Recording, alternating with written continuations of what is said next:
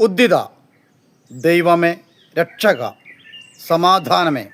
അങ്ങനെയെങ്കിൽ നമ്മുടെ ജീവിതത്തെ ഏറ്റവും വലിയ മുദ്രാവാക്യമാണ് യഥാർത്ഥ കണ്ണുള്ളവൻ കാണാൻ ആഗ്രഹിക്കുന്നുവെങ്കിൽ കാണട്ടെ, യഥാർത്ഥ കാര്യങ്ങൾ കേൾക്കാൻ ആഗ്രഹിക്കുന്നവൻ ചെവിയുണ്ടെങ്കിൽ കേൾക്കട്ടെ.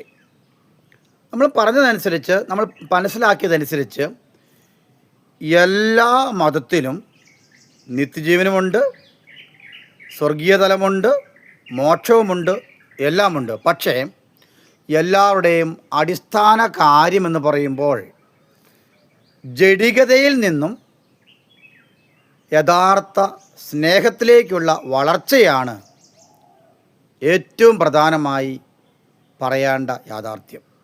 അത്തരത്തിലുള്ള വളർച്ചയിലൂടെ മാത്രമേ നമുക്ക് യഥാർത്ഥ സ്നേഹവും സമാധാനവും നിലനിർത്തുവാൻ കഴിയുകയുള്ളൂ എന്ന് നാം മനസ്സിലാക്കി. ആയതിനാൽ ഈ ലോകത്ത് ഏറ്റവും കൂടുതൽ പ്രശ്നങ്ങൾ അനുഭവിക്കുന്ന മേഖല എന്താണെന്ന് ചോദിച്ചാൽ വളരെ വ്യക്തമായിട്ട് നമുക്ക് അണ്ടർലൈൻ ചെയ്ത് പറയാൻ പറ്റും. ഒന്ന് സെക്സ്, മറ്റൊന്ന് ധനത്തിൻ്റെ സമ്പാദ്യം. നിങ്ങൾ നോക്കിക്കോ, ഈ രണ്ട് മേഖലകളാണ് ഇന്ന് നശിച്ചുകൊണ്ടിരിക്കുന്നത്. ലോകത്തിൻ്റെ തലത്തിലെടുത്ത് നോക്കിയാലും എല്ലാവരും ഓരോ ഗ്രൂപ്പാണെങ്കിലും വ്യത്യസ്ത മതവിഭാഗങ്ങളാണെങ്കിലും അവരവരുടെ കാര്യങ്ങൾ മാത്രമാണ് നോക്കുന്നത്. അവരവരുടെ കാര്യങ്ങൾ സംരക്ഷിക്കുന്നു. എന്ത് തോന്നിവാസം കാണിച്ചാൽ തന്നെയും ആ വ്യക്തികളുടെ കാര്യങ്ങൾ സംരക്ഷിക്കാൻ എന്തു കാര്യവും ചെയ്യുന്ന ഒരു തലത്തിലേക്ക് മനുഷ്യൻ ഉയർന്നിരിക്കുകയാണ്.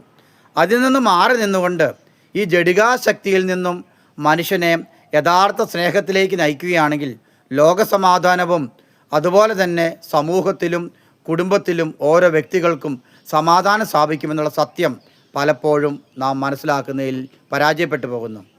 പ്രധാനമായി ഇസ്ലാം മതത്തെ പോലും പറയുന്നൊരു കാര്യം മുഹമ്മദ് നബി പറയുകയുണ്ടായി, ഒരുത്തൻ ഒരു ഭാര്യയെ വിവാഹം കഴിച്ച് ജീവിക്കുമ്പോൾ ആ ഭാര്യയിൽ നിന്നും കൂടുതലായ കാര്യങ്ങൾ ലഭിക്കാതെ വരുമ്പോൾ, അല്ലെങ്കിൽ സംതൃപ്തി ലഭിക്കാതെ വരുമ്പോൾ അവൻ പാപത്തിൽ പോലും പോകാൻ പാടില്ല, വ്യഭിചാരത്തിൽ പോലും പോകാൻ പാടില്ല.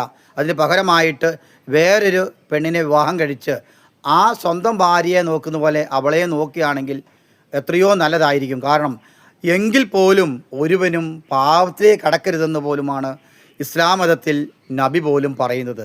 അത്രത്തോളം വിശുദ്ധി നിറഞ്ഞൊരു ജീവിതത്തെപ്പറ്റി അദ്ദേഹം ചൂണ്ടിക്കാണിക്കുന്നത്. അങ്ങനെയെങ്കിൽ നമ്മുടെ ജീവിതത്തിൽ എത്രത്തോളം താഴ്ന്ന തരത്തിലാണ് ഈ ലോകത്തിലെ പലതും കടന്നു പോകുന്നത് ചിന്തിക്കുന്നു. അതിനാൽ ഈ രണ്ട് തലങ്ങൾ, സാമ്പത്തിക തലം നമുക്കറിയാം, ഞാൻ പറഞ്ഞു, അതിൽ നിന്നും നിയമത്തിൽ നിന്നും മാറി നിന്നുള്ള സമ്പാദ്യമാണ് ഏറ്റവും പരാജയം. ഈ രണ്ട് തലത്തിലെ വിശദീകരണം ഉണ്ടായെങ്കിലേ നമുക്ക് ഈ ലോകത്തിൽ തന്നെ നല്ലൊരു സമൂഹം